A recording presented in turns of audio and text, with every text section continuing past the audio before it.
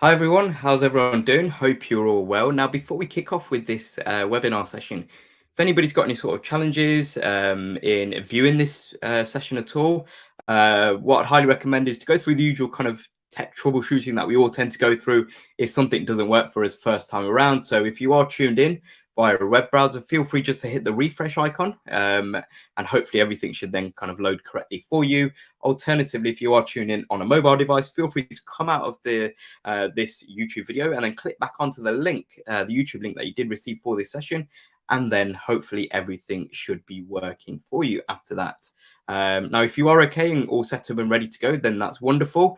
Something that we'll recommend that you have on hand throughout the course of this session is just a pen or paper, or if you're kind of a little bit like me, where you're kind of more digitally minded, don't really use pen and papers too often, feel free just to kind of use whichever note-taking device or tool that you have at your disposal, just so you can kind of jot down notes as we go along. Also, another thing to note with this webinar session is that live captioning is available. So if you hover over onto this YouTube video, you'll see that there is there's an icon with kind of like a square box, and inside the square box are the letters CC.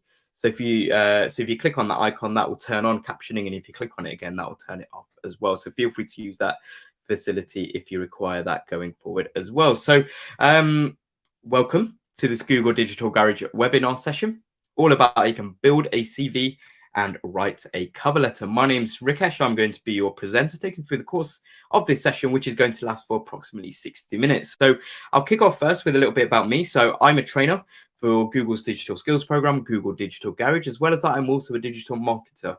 So I work with businesses to help them to create and to grow an online presence in order to attract more customers and clients to them. But before I kind of worked in the world of marketing, I did work in a completely different industry, and that was something where I was typically applying for jobs. And when I was applying for jobs, the main kind of two requisites that we generally get asked for in the job description or kind of the vacancy postings is for a CV and cover letter. And that's going to be kind of what we're going to be covering in this session. And we all come at this from kind of different angles as well when it comes to CVs and cover letters, especially if we're in kind of varying kind of industries as well. So that's kind of just a little bit about me.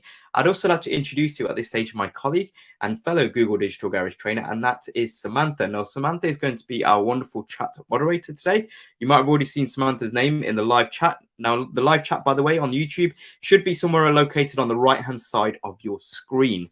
So that's your space to get involved, ask questions. Feel free to answer questions that you also see on screen as well.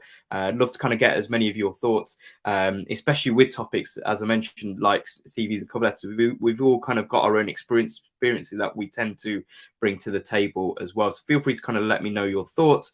And I'd love to kind of read out as many of your kind of comments as we go along. And if you've got any questions, feel free to kind of pop them into the chat as well. Now, in order to type into the live chat box, you'll simply just need to sign in to your YouTube account. And then once you've done that, you can kind of type away as well. And Samantha will also be dropping in useful links. So just even if you're not going to be typing too often in the live chat, feel free just to keep one eye sometimes on the chat, and you can copy and paste some of those links and bookmark them to review them later after this webinar session going forward. I know some of you have been getting involved. So we've got Sandra, so welcome to you. We've also got YouTube University tuning in from Pakistan as well. So welcome to you all. Hope that you find this webinar session useful. Now, this session on Build a CV and Write Cover Letter is one of many sessions that we actually run as part of a wider Google Digital Garage webinar offering. So if you have a look down below me where I'm pointing, you'll see that in the video description box is a link to the Google Digital Garage website. So this will typically have been the website that you use to sign up for this webinar session. You will also see that there's other webinars that we actually run. So definitely kind of check them out. They might be kind of more relevant to you on kind of a career development point of view, like we're covering today on CVs and cover letters. We've also got a session on find your career goals as well. And then we've also got kind of more digital marketing geared training sessions that we run on the website as well. So definitely check that the live training tab out as well. And if you're based in the UK, definitely also check out when we've got kind of in-person trainings available as well to sign up for as well. They are available for you to attend at no charge, whether it be kind of online or in person if you're based in the UK. Also, check out the online courses section of the Google Digital Garage website. So with the online courses, you can complete them in your own time at your own pace at no charge. There is a course that you find, which will be the first course that you see on that page, called the Fundamentals of Digital Marketing course, which is a course that has an added bonus, is that once you complete the course, you will actually receive a certificate from Google at no charge, recognizing that you've completed that course as well. So definitely check out all those resources on the Google Digital Garage website when you get a moment. But let's have a look at what we're covering in this session on how we can build a CV and write a cover letter. So in this session, we're going to be, first of all, having a look at a CV. So talking all about a CV document, what should be included, why we create CVs as well, what's the point of them, and as I mentioned, kind of what are kind of the key essentials to include within that document. And we might be kind of we might be coming into this webinar session with preconceived ideas and kind of what we might have been told at school or college or university about, oh, you need to include this or include that. So we'll be kind of going through what we kind of identify to be good in terms of including within a CV document in general, where, you know, whatever industry that you are looking to kind of work in, and then you kind of mold and adapt it and tailor make it as much as possible to you as well. We're then going to be having a look at how we go about writing and creating a cover letter, often seen as kind of an accompanying document to a CV. And then we'll wrap up this session looking at how we can get ready for our job search. So we'll be looking at where we can kind of search for jobs, and then a few things to be mindful of when we're actually scanning through things like job descriptions as well. What do we want to be keeping an eye out for in general as well? Now, before we get into this webinar session, I want to draw your attention to another resource. And you can see here by the title, Free Career Certificates Available from Google. So if you're based in the UK, you can actually sign up for Google Career Certificates. You can see the link is on screen here, and I'm sure that Samantha will kindly drop this link to this in the chat for you as well. So these are flexible online training programs and courses that you can essentially take in your own time at your own pace, and they're in a variety of what Google identifies high growth and high demand areas, such as the likes of digital marketing and e-commerce, such as the likes of data analytics, such as the likes of IT support as well. And there's other topics that you'll find when you check out the website as well. And the beauty of these online training programs is that they work via scholarships, as Google have partnered up with a variety of organizations in the UK. So if you are based in the UK, you can actually take advantage of this with signing up for a scholarship, and then you can just kind of complete these courses in your own time at your own pace as well. So definitely kind of check this out if you think that this is going to be useful for you, especially from a career development aspect going forward as well. So I want to start off by asking you a question, which is a question I'd love to kind of hear your answer from by the end of this session. So feel free just to kind of take your time, maybe even jot this down. That you can see here on the screen. What are your career aspirations? So you don't have to kind of answer straight away, because I appreciate kind of you've just seen this question for the very first time right now. But feel free to kind of let me know, let Samantha know in the chat, what are your career aspirations? Where do you want to be, for example? You know, what industry do you want to work in? What do you want to achieve, and what's kind of the impact that you'd like to make in general as well? So feel free to kind of share your career aspirations if you are comfortable to do so throughout the course of this session. And I'd love to read out as many of yours as possible going forward. So let's actually kick off with building our CV document first and foremost. And the best place to start is actually identifying, well, why do we need a CV? What's kind of the primary purpose of a CV? So let me know in the chat. Why do we have a CV document? Now, you know, when we sit down, we create a CV, we include certain details. Why do we do that? What's kind of the main reasoning that we actually create a CV, apart from the fact that the job description says, oh, you need to submit a CV? So then we go and find out, right, what's the format of this document? What's it all about? What do I need to include? Which is what we're going to be coming on to next. Well, essentially, the primary purpose of a CV, you might be thinking, or you might be kind of about to kind of type an answer, is that you might think, oh, it's to showcase your work experience, and you'd be absolutely correct. You might be thinking it's to showcase your education history. You'd be correct.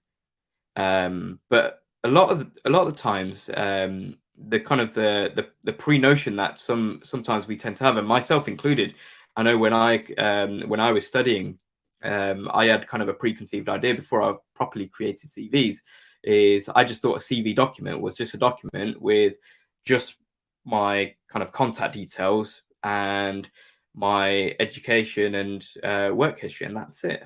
Kind of like a resume, essentially, because a resume is kind of an adaptation of kind of a CV, a curriculum vitae. Now, Sandra's mentioned to outline your skills, experience, and education. Now, you've actually kind of hit the nail on the head there, Sandra, because you've kind of identified all of those areas. They're kind of like the three core areas, and that's what we're going to be focusing upon in this section on kind of CV. So you've actually kind of you really kind of you've grasped that straight away as well, because essentially a CV. Let's actually look at what does CV mean. So CV means, and well, the full kind of word of CV or phrase of CV is curriculum vitae. So curriculum vitae is a Latin phrase which essentially translates to the course of your life. So when employers and recruiters are looking at your CV document, they don't just want to see a list of your previous employments. They don't just want to see your education. They want to see, as Sandra rightly mentioned in the chat, they want to kind of get that kind of holistic overview of you as a potential employee, as a candidate. So that includes education history. That includes your employment history, and that includes your skill set as well.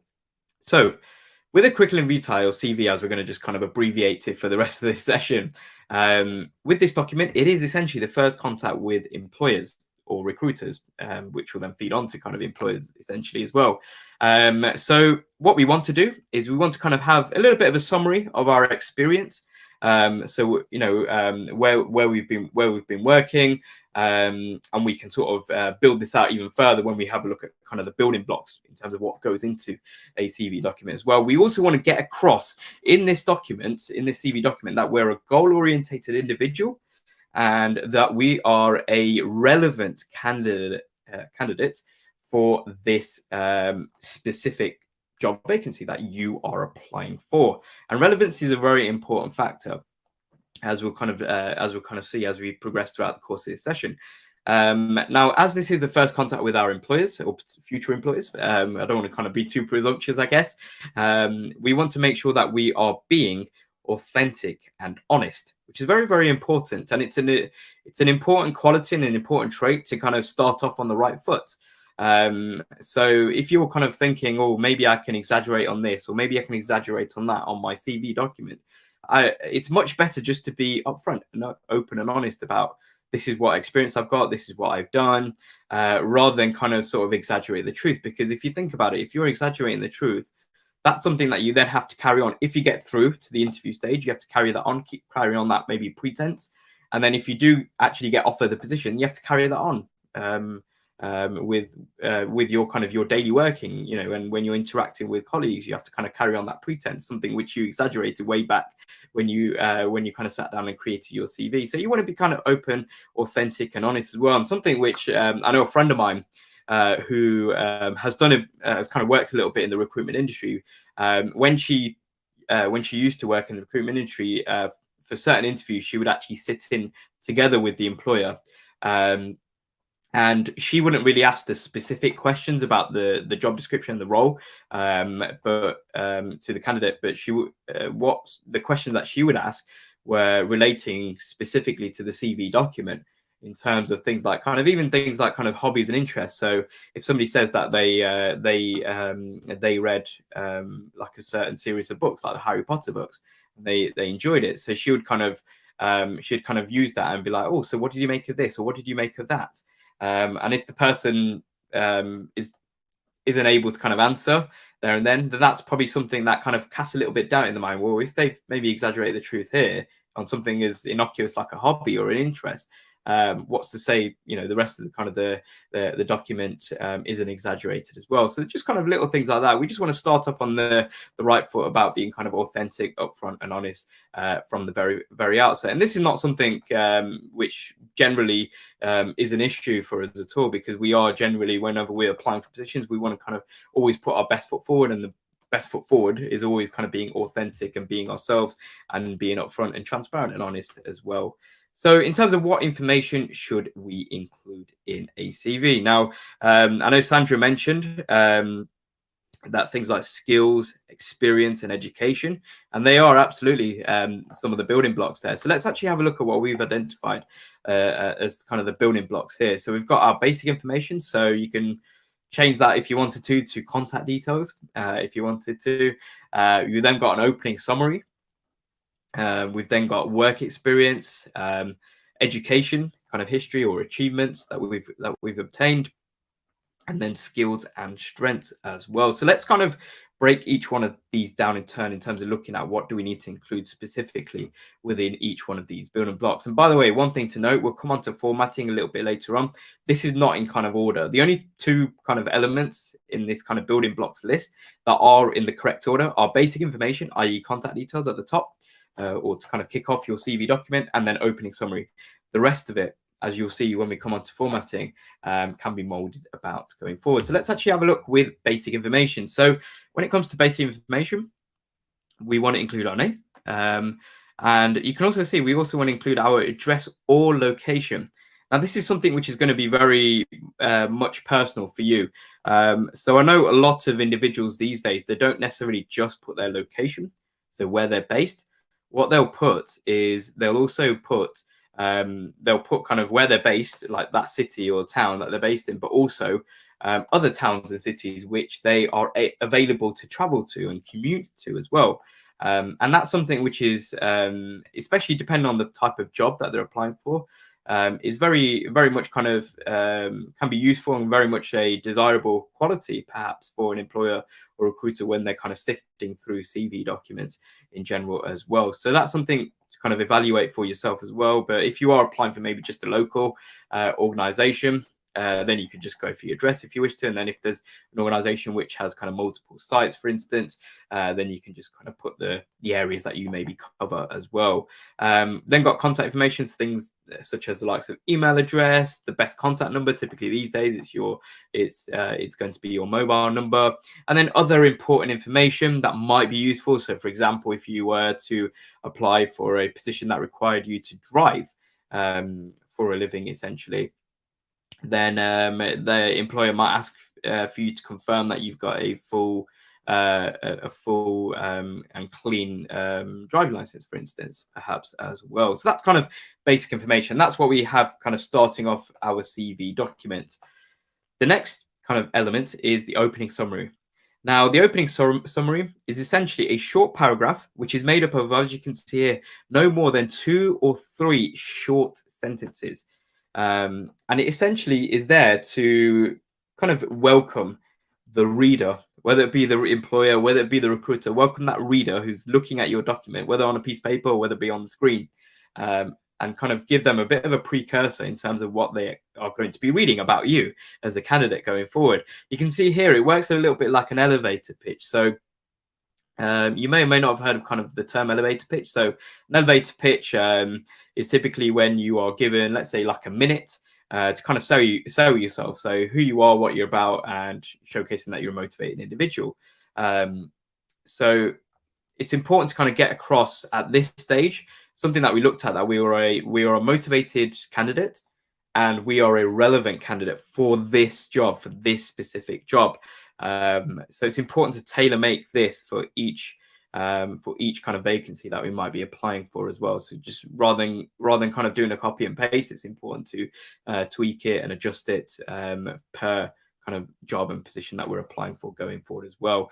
And we haven't got a lot of kind of space to kind of to do that, because it needs to be in kind of the format of 2 to 3 short sentences. We then move on to work experience here as well. So with work experience, we want to put our most recent working experience at the top, include kind of the name of the company that you work for, the job title that you had, the dates. Now, in terms of dates, you don't need to worry too much, I don't believe, when it comes to kind of specific kind of dates. It's more a case of, August 2019 till present, for example. So maybe kind of just a month and the year would be useful. You also, what you do want to include with your working experience with each of your positions is to highlight key projects that you worked on. What were the results off the back of those projects? And are these key projects, and just kind of evaluate, are these key projects that you worked on, do they showcase some of the skill sets that you've developed, which you can maybe bring into this position that you're applying for as well. You can also include volunteering experience as well, which at this stage, I mean, what I've seen individuals do with volunteering experience is that you can put it in this main work experience section, but if it's a voluntary experience that you obtained, just in brackets next to kind of the job title or the name of the company, you can just put in brackets voluntary or volunteer, just to highlight that aspect going forward as well, because it is still working experience, albeit kind of voluntary rather than kind of paid as well. We then got education achievements as well. So kind of similar format to working history. We put the most recent at the top. We want to highlight our academic qualification that we've obtained, any other professional qualifications that we feel are kind of relevant to this specific job and role that we're applying for. And again, highlight key projects, key research, key kind of coursework that we maybe worked on that might kind of showcase certain skill sets that we've developed going forward as well. And then that kind of brings me to our skills and strengths. And this is kind of in line with what Sandra mentioned in the chat earlier on, is that it's not just about experience and education. Sandra also mentioned skills, and it's important that we showcase like that more three-dimensional version of ourselves as a candidate, because that's what employers and recruiters are actively looking for. They're not just looking to see, you know, how long has this person been working in a certain industry. They're not just looking for that. They want to kind of get that more kind of holistic overview of what this potential employee is all about as well. So when it comes to kind of our skills and strengths, we want to kind of answer questions like these within kind of the confines of our CV document. So what skills would people describe you as having? It might be worth sometimes having a conversation with a friend who's known you for a long period of time, or a family friend, maybe not someone who's too close to you, but you want someone who has some level of knowledge of who you are, what you're all about, and then they might be able to kind of describe some of your qualities that you have, which essentially are your strengths. Think about what sort of soft and technical skills do you have as well that you kind of bring to the table. And also everything that we think about, whether it be our strengths, whether it be our skills, like soft and technical skills, how do all of these relate to this particular job description and this particular job role that you are applying for going forward as well? Now let's actually have a look at skills first of all. We've kind of broken skills down into kind of these three elements here. So typically you do get soft and hard skills, but we've kind of added an extra element here of kind of digital skills. But soft skills include things such as leadership, teamwork, communicators. These are qualities which you've developed. These are qualities typically which you've kind of acquired, but you don't necessarily get a certificate for. But they're still important qualities: leadership, communication, teamwork. They're very much kind of desirable qualities and traits of any kind of candidate in general in most organizations. You've then got kind of your hard skills. These are kind of skills which I like to say these are skills that you've either learnt through doing. So speaking another language. So maybe in your household, kind of growing up, you spoke kind of multiple languages. So that's a hard skill that you've actually developed over time by doing. But there are other hard skills that you might have acquired through studying. So things like kind of accounting, you might have studied. You might have studied accounting at university, perhaps as well. So that's kind of hard skills. And now kind of an extension of hard skills is digital skills, which we've kind of created in its own bracket here, because digital skills kind of through most industries these days is very important and very, very valuable to kind of be aware of about how to kind of do things online. So these include things, you know, you just kind of got some examples here, such as kind of coding, video editing, social media. And again, these skills don't necessarily have to be skills that you've gone to specific kind of academic institutions to kind of learn from. These can have just been picked up over time. So for example, for me, being a self-taught marketer, a digital skill such as video editing, I didn't go anywhere specific to actually learn that. I, you know, like an academic institution, I actually learned that through a YouTube tutorial video. That's how I kind of learned how to edit videos. So that's something to kind of consider and to showcase onto your CV. And anything that you mention here, you know, these examples that you can see, think about how you can, again, relate it to the specific job role that you are applying for. So in terms of some other examples of kind of skills, you've got here kind of that kind of highlighted in blue are kind of the hard and digital skills, such as the likes of kind of graphic design, video editing, even things like scuba diving, if it's relevant to the role that you're applying for. And then you've got more kind of your soft skills, so teamwork, networking is important quality, presentation is important quality. That might be something that you feel that you want to mention, especially if it's relevant to the role that you're applying for as well. So that's kind of skills. Now we're talking about strengths as well. So with strengths, we want to kind of highlight in our CV document what we're good at. So these are kind of the qualities where we can use that other person, we can use that family friend, we can use that maybe extended family member, or an ex-work colleague, and I kind of ask them questions. You can see here 3 of them here on screen. Feel free to jot these down. So you can ask, somebody who knows you well, not somebody who you know well, somebody who knows you well and have known you for a significant period of time, is ask them the question, well, can you tell me what am I good at?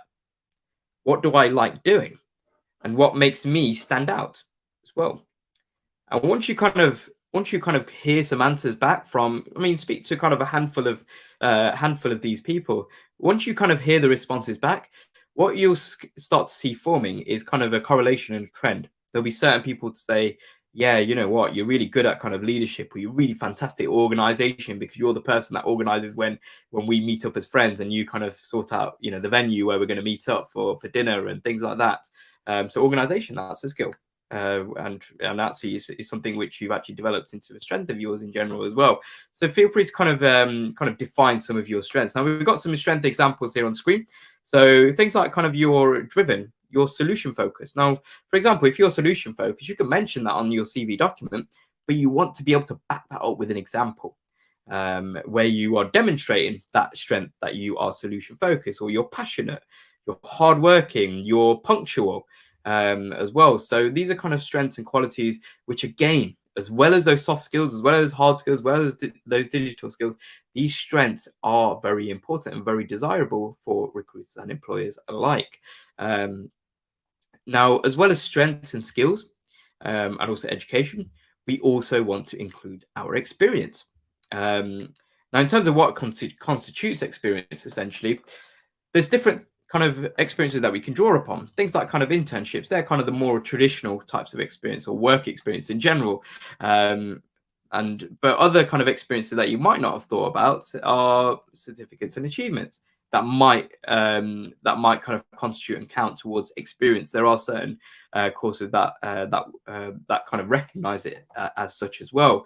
Now you can see here something that also could constitute experience is hobbies and extracurricular activities. And I know a friend of mine who studied accounting at university, he actually used this in his CV when he was applying for graduate positions. And he mentioned one of his hobbies was that he enjoyed going to play football with his friends on kind of a semi-regular basis. And what he was able to kind of demonstrate through this very much kind of innocuous kind of hobby that you just mentioned there, of kind of enjoying playing football, was that he was basically the treasurer. He was whenever the football venue was to be booked, the football pitch was to be booked, he was the person that would be collecting the money from his friends and then passing that on to the venue. So he was actually able to demonstrate experience in handling money. And that's a skill as well. And that's something which is really relevant to the accounting industry as well. So always be willing to kind of think a little bit further afield, and not just kind of think, oh, it's got to be part-time jobs, your previous employment history, volunteering, internships. We want to kind of take it from kind of a more of an overview approach and think about what have you done, and does that constitute experience or not, as well. Now, when it comes to experience, again, we want to kind of circle back whatever we write down. We want to kind of circle back to kind of relatability. How does this experience that you've got, how does it relate to this particular job role that you are applying for as well? And you also want to kind of highlight, what do you do in that role? Things like kind of key projects, key tasks, and what did you achieve out of it as well? Did you improve certain things? This is where you can maybe drop in a little bit of kind of stats and figures if you've got that as well. But obviously it's got to be applicable and relevance to the job role that you are applying for as well. Now, when it comes to formatting for a CV, as I mentioned at the start of this session, that with formatting of a CV, you can see the building blocks here. So you got contact details, i.e. basic information that we spoke about, and opening summary. They're kind of the ones that are a constant and that stay at the top. Another kind of concept that you'll see that stays at the bottom is the reference section. Now, typically by the end of this point, you might be running out of space to write references or the detail of the two references. So typically what I tend to do, I'll have a heading that says references, and then underneath I'll just kind of write available upon request, which is kind of a good kind of space saving way. If the job description requires you to provide details of the references straight away upon application, then you can always kind of annex it and kind of have it on a separate piece of paper together with your CV. Now, speaking of kind of the size and the length of a CV document, it's kind of generally accepted and generally kind of known that the average length of a CV shouldn't kind of be more than 2 sides of A4 piece of paper worth. So that's kind of the length and kind of the confines that we're working in. So apart from the opening summary building block, the rest of our CV document essentially should be in bullet point format. So we don't need to spend kind of write everything in kind of sentences. We just want to make sure everything's in kind of bullet point form. Because if we are fortunate to get through to the next stage of maybe kind of an interview, then if you've got everything on your CV, even if it's a really small font writing, then that's everything out on a piece of paper. And an interview is a lot of the times it's useful because you're able to provide context. You're able to elaborate on certain elements of your CV documents as well. Now you can see kind of the elements that we've got here, which are kind of in between the two bookends of contact details, opening summary, and then reference section. In the middle, you've got experience, education, and key skills. Now, if you've got loads of experience but don't have too much education history, you can lead with that, and vice versa as well. So it's important to kind of consider these aspects when it comes to the format of your CV. Now, when it comes to kind of the look and feel of your CV document, we've got kind of a good example here on screen and a not so good example here on screen. So number one is actually a good example that you can see on the left hand side. Everything's very much where it needs to be, and it's got kind of clear titles. So this person's actually put profile, which is kind of their opening summary section. Then they've got experience, which all goes into kind of bullet points, education as well. They've got contact details as well. Whereas the one on the right hand side, in terms of kind of the look and feel of it, you've kind of got black text on kind of like a beige kind of colored background rather than kind of black text on a white background, which actually stands out and pops a little bit more. You've got kind of a design which doesn't look as professional as well. You can see that all of the writing on this CV has actually been centered. So you've got you've got kind of longer lines than others as well. So for the eye, for somebody reading that CV document, it might be more of a challenge to actually see where everything kind of fits in and which order it's all in as well. So there's a few kind of things to consider when it comes to kind of creating a CV document. Now, there's plenty of templates that you can probably find out online. You can check out the likes of kind of Google Docs, which has got a lot of CV templates on there, and other platforms will have CV templates just to kind of work from as well. So we want to essentially, whenever we create a CV document, we want to make sure that it's easy to read in terms of the format. We want to make sure it looks clean and in a professional format as well. Now, a few final things to remember when it comes to CV before we kind of move into cover letters is we want to write in a clear and concise manner, and we'll have to kind of force ourselves to kind of write in a clear and concise manner because we're only limited to those 2 sides of A4 pieces of paper. So we have to kind of write essentially in bullet points, apart from that opening summary section.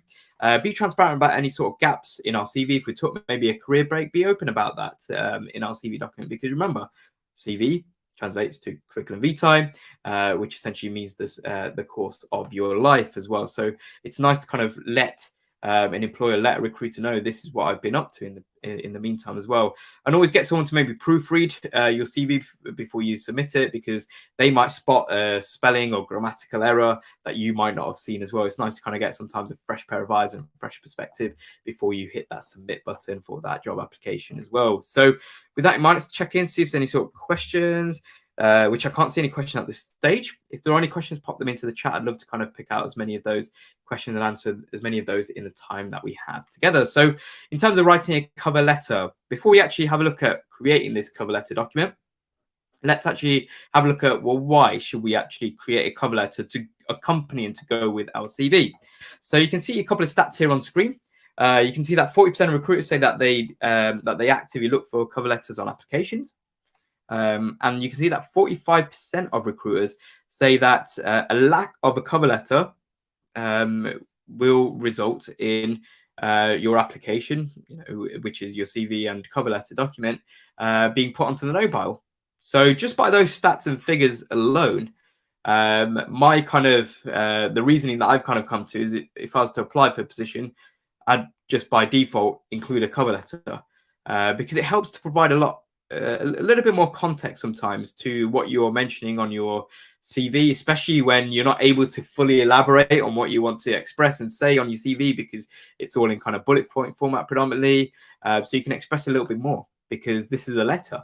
So we can write in letter format, we can write in sentences, we can write in paragraphs here, which is great. So we can kind of elaborate here going forward as well. And one thing to note with a cover letter is that the typical kind of length of a cover letter should be no more than one A4 piece of paper, and it kind of works like a letter. So you kind of have the address of the organization. Even if you're sending it by email, you still want to set it out in kind of a letter format, and then you've got kind of you've then got your greeting, and then you kind of move on from there as well. And speaking of kind of your greeting, kind of moving on from there as well, let's actually have a look at the building blocks that we've identified for building a cover letter, which are really useful to kind of work from as kind of a template, because I've been in that scenario. I'm sure some of you might agree.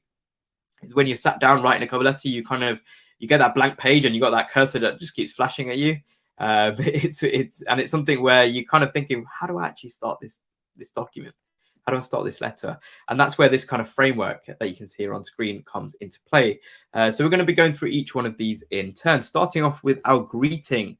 So our greeting, we'd kind of go typically with dear. So if we were to use hi, it's very it's very casual. Similarly with hello's maybe a little bit casual as well. So dear is very classic. And then once you started it off with dear, your cover letter started off with dear, then you want to actually ideally mention the name of the hiring person or the person on the other end of the screen, or the recipient of that email from you, who is actually going to be reviewing and looking at your CV and cover letter alike, because we want to kind of be personable from the very outset. So this might require us to do a little bit of homework and research and find out, well, who is the HR manager at this company organization who is essentially going to get my CV and cover letter in front of them. If we're really at a loss and we can't find the details at all of anybody who's going to be the person in charge of looking at the application, then we would maybe go for a dear sir / madam, just be as formal as possible there as well. Then we kind of move into our first proper paragraph, which is our introduction. And you can see here with our introduction, we want to kind of answer these type of questions that we can see here on screen. So who you are and what you're interested in. And what job are you applying for? Very, very important that we want to mention that what job we're applying for, especially because recruiters and employers these days, at times they'll be hiring for multiple positions. So we want to make sure that our CV and cover letter gets put onto the correct pile. And also a really useful question that we can answer in this introduction paragraph here is, where did we hear about this job vacancy? Now, for us, it doesn't really mean a lot by saying, oh, we found you, we found you through the Google Jobs board, or we found you through one of the job board's websites, or through LinkedIn. But what this does for the employer or the recruiter is that it gives them insight in terms of their marketing for recruitment purposes, like, oh, where are people finding this job vacancy from? And it's again another nice way to kind of start off on kind of a nice note as well. We then move into the next paragraph, which is a paragraph where we summarize ourselves. For me, this is a little bit like what I kind of call like a power paragraph, because we're kind of getting across in this section our skills that we spoke about earlier on. and also our strengths, our qualities that we have, which make us somebody who is a relevant candidate for this position as well. So we want to answer questions that you can see here on screen. So what's important to you? What are you good at? And what do you enjoy? And also, once you kind of answer these questions, how does this all relate to some of the tasks and responsibilities that have been outlined in the job description for the position that you're applying for as well? So it's important to kind of answer these types of questions with this paragraph here as well. We then move into kind of the next paragraph, which is kind of problem versus solution. So what I mean by problem versus solution is there should generally be a reason why an organization is hiring. And that's what we want to find out. Why are they hiring? It might be for a really good reason, which is that they are merely expanding, which in which case, great. But a lot of the times they might be hiring because they are looking for a candidate, looking for an individual with certain qualities, so certain strengths, and also certain skill sets as well. And that's what we want to kind of go into here as well. So we want to kind of maybe read through the job description with a fine tooth comb, just kind of pick out certain words, certain phrases in terms of what they're looking for. Kind of really go through some of the language that they've used there as well. Now, if you can't find much in the job description, do a little bit of research on kind of the wider company and think about, well, what sort of skills and qualities and strengths in general that they're going to find most desirable as well. And that's where you come in with you saying that I'm the solution here as well. We can also kind of just look at some of the challenges that are around in the industry, which you can maybe lend a hand with in general as well. So that's kind of the problem versus solution paragraph. We'll have a look at an example of how of kind of a cover letter coming up shortly, with all of these elements applied, which will kind of showcase something like a problem versus solution paragraph. Now we actually come on to the fifth block here of our building blocks of our framework here, which is kind of our final paragraph here, which is a list of our relevant achievements. And the keyword there, relevant. So we don't have to put in a relevant achievements paragraph if it's not relevant for the position that we're applying for. But if we've got certain certificates that we feel highlight certain skill sets that we've developed, which we can then take into the role that we're applying for, we can mention that here. Other languages that we speak, which might be desirable for the position that you're applying for as well. Other kind of volunteering that you've done, achievements that you can kind of highlight and talk about in more detail. That's where we kind of include that in this relevant achievement section as well. And then we finally sign off our one A4 page of our cover letter with just kind of a kind, considerate kind of sign off, which is something like, I'm really honored to be considered for this position. I look forward to hearing from you, and please let me know if you'd like any more information about me. Many thanks. So that's just one example. You can end it kind of kind regards if you like as well.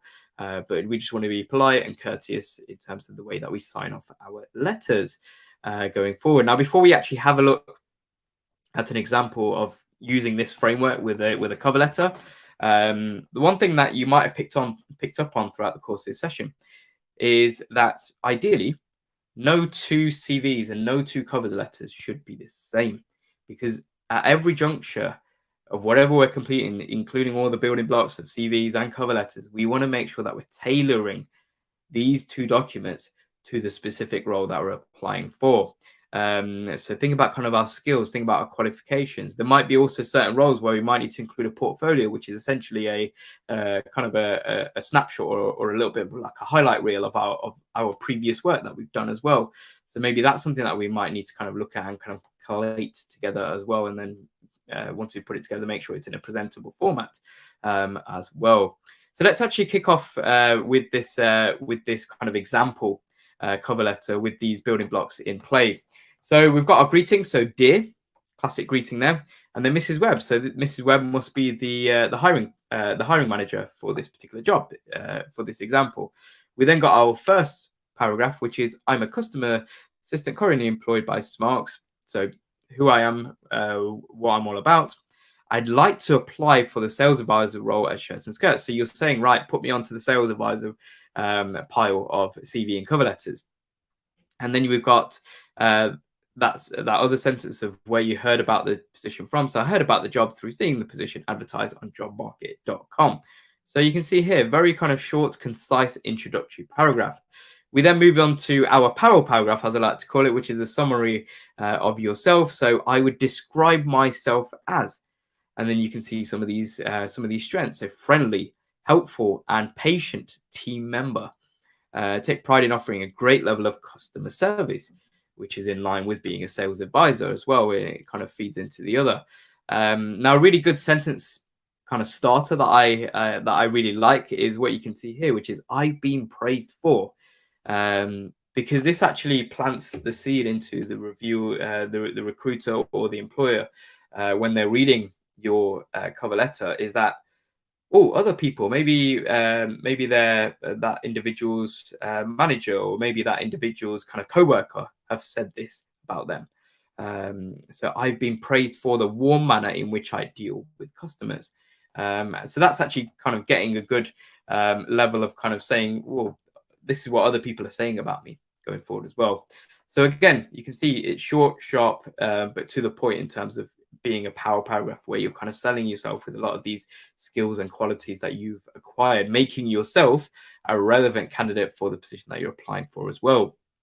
We then move into our problem versus solution paragraph, which is, you can see here, I think I'd be a great fit for the role because I pride myself in being able to cope well under stress. Now, that phrase, cope well under stress, is something for this example has actually been picked out directly from the job description. And it's been matched up to say, right, yeah, well, I actually pride myself on this factor. I've also worked part-time at Marquis while studying.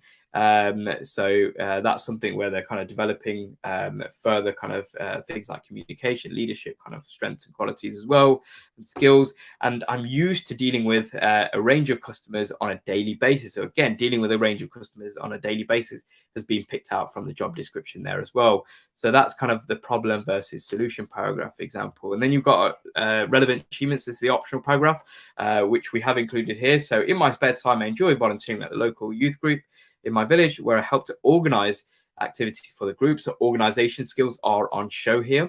I'm also taking a short part-time course on counseling, as I love learning about the human mind and improving my listening skills. And listening skills are very important if you are applying for a sales advisor position as well. And then we've got that kind of sign off, which we've already discussed about already as well. So with that in mind, let's check in, see if there's any sort of questions from you all, which I can't see any. So let's actually round off this session by looking at how we can get ready for our job search. And many of us kind of have the experience of kind of sitting down and kind of sifting through and kind of going online when it comes to our job search. But there's a few things that we want to be mindful of.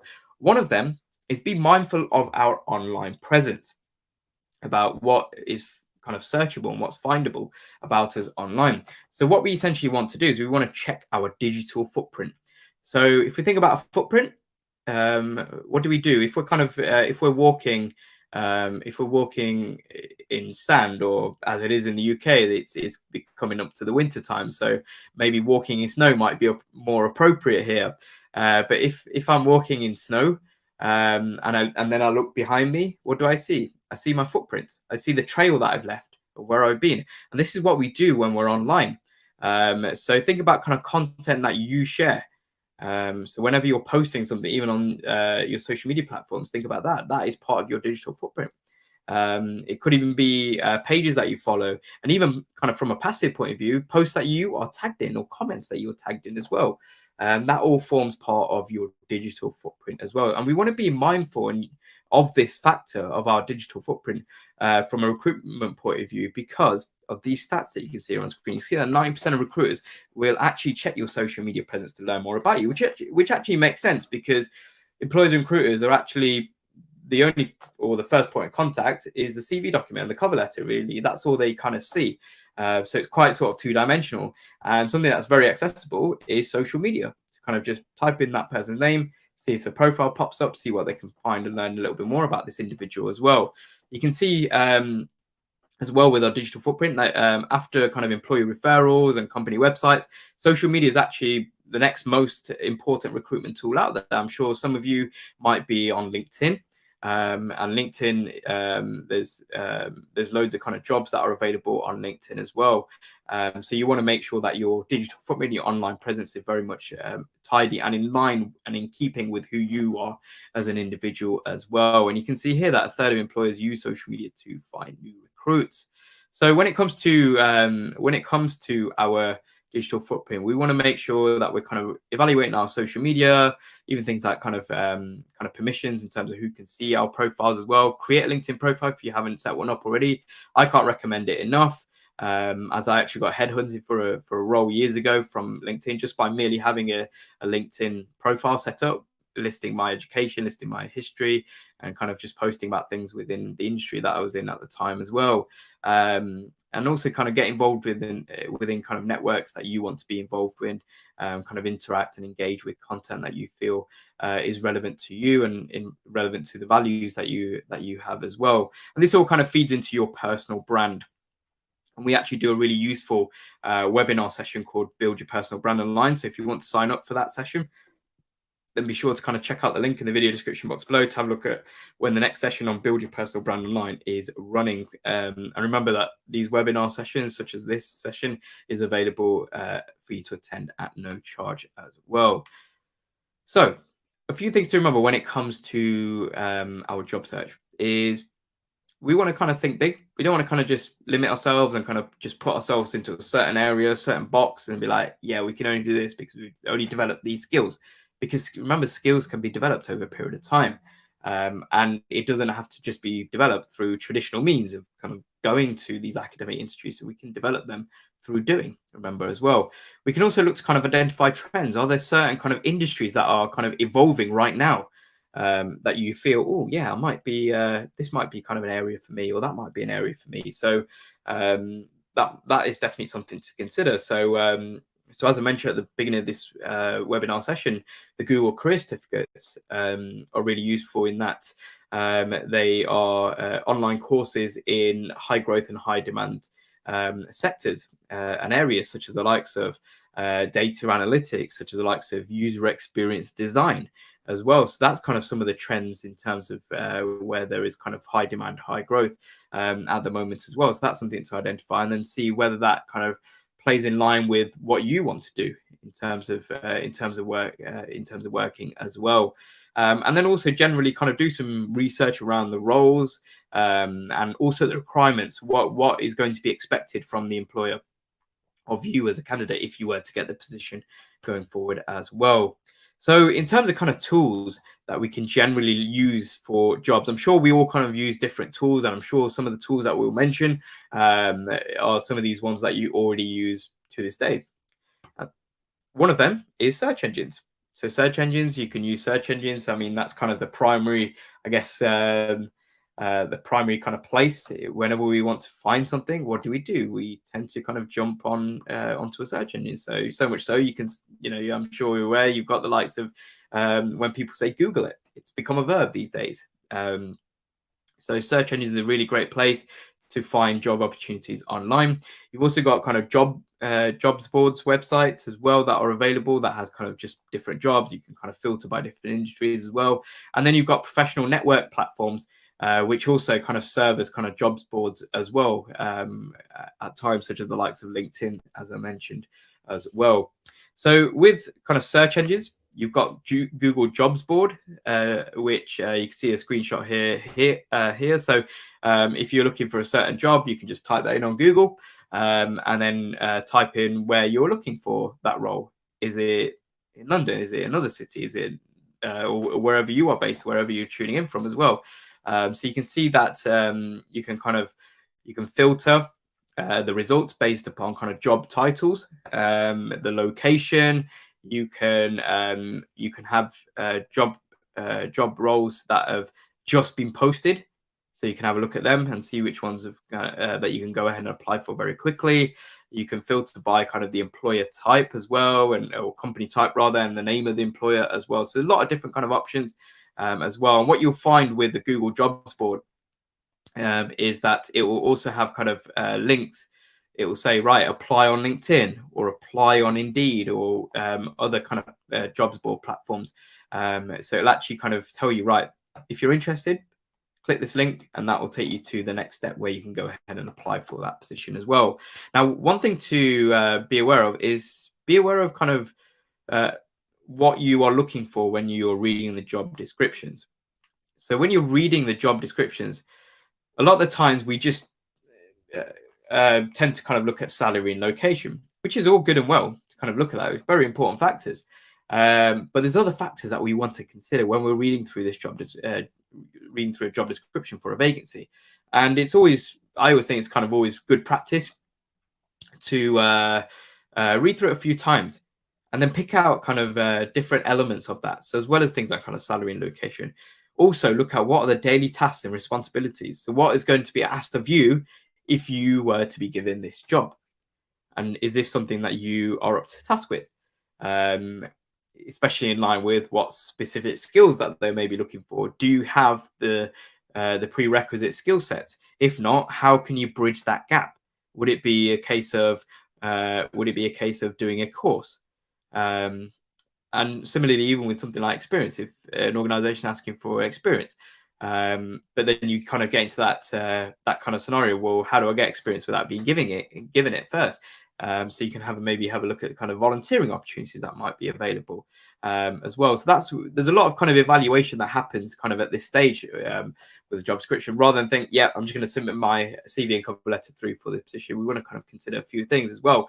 And also what we want to consider and evaluate and actually read through with a job description is have a look to see if there's any sort of commitment that this organization, this company has made to your personal development, which is very important these days, because when individuals apply for roles, it's not just with a view of just staying at that kind of level.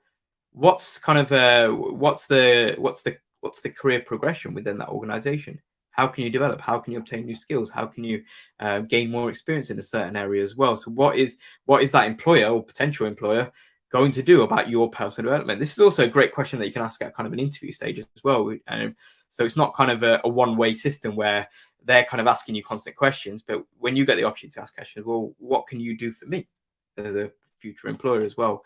So that's kind of a few considerations there when we're kind of looking at roles that we kind of might see online in general as well. Now, when something that's also very important when we're kind of looking at roles and looking at job descriptions is we want to pick roles that kind of match your values. And the reason why it's important to kind of look at roles that kind of match our values, and when I say values, these are kind of things that are important to you, what you care about the most as well. Because if we are working in a role that matches our values, that matches what's important to us, what we care about the most as well, then the chances are we will enjoy that role much more. And that might lead to more career development, more personal development as well. So we want to make sure that kind of both elements align, both kind of the role and kind of the job description side of things, but also that aligns with our values as well, what we care about, what we're most interested in as well. Now, what we can also do is we can actually set ourselves kind of a plan for success. And you can see here, a good way of setting us a plan for success is creating maybe some SMART goals or SMART objectives. And you can see SMART is an acronym, which stands for being specific, measurable, achievable, realistic, and time-bound. So it's important to kind of touch on each one of these elements. So this is something which helps with accountability. So I know we're coming up to the end of 2022, but maybe set yourself a career development SMART goal for 2023, and make sure that it's specific. What do you specifically want to work in? Make sure it's measurable. So can you track this? Can you track the progress? Is it achievable with your current set where you are in terms of your skill abilities and experience? Is it realistic? That kind of filters through as well. So do you have the relevant skill sets required? And set yourself a deadline going forward as well. So a question I just want to put out there to you all is, what are your career goals for 2023? So that's something to just reflect on as well. So let's actually see if there's any questions. No final questions. So if we actually have a look at your next steps now, so definitely kind of check out the career certificates, as I mentioned at the beginning of this session. This is very applicable if you are based in the UK. You can sign up for online training programs, and at the end of that, you will actually receive a certificate from Google at no charge. Which is really, really useful. And you can see here some of the sectors that these online training programs are in, some of the high growth and high demand areas as well. So I hope that you found this session useful. If you did, both myself and Samantha would appreciate a little bit of feedback. Feedback form link is there on screen. Feel free to also share your experience and how you found this Google Digital Garage webinar session online. If you are going to do so on somewhere like social media, you can see the hashtag which is available here on screen. So apart from that, I want to say a massive thank you to Samantha. I'm sure Agree's been a wonderful chat moderator. And I want to say also a massive thank you to you all as well for tuning into this Google Digital Garage webinar session. And I look forward to seeing you all again soon. Thank you. Bye.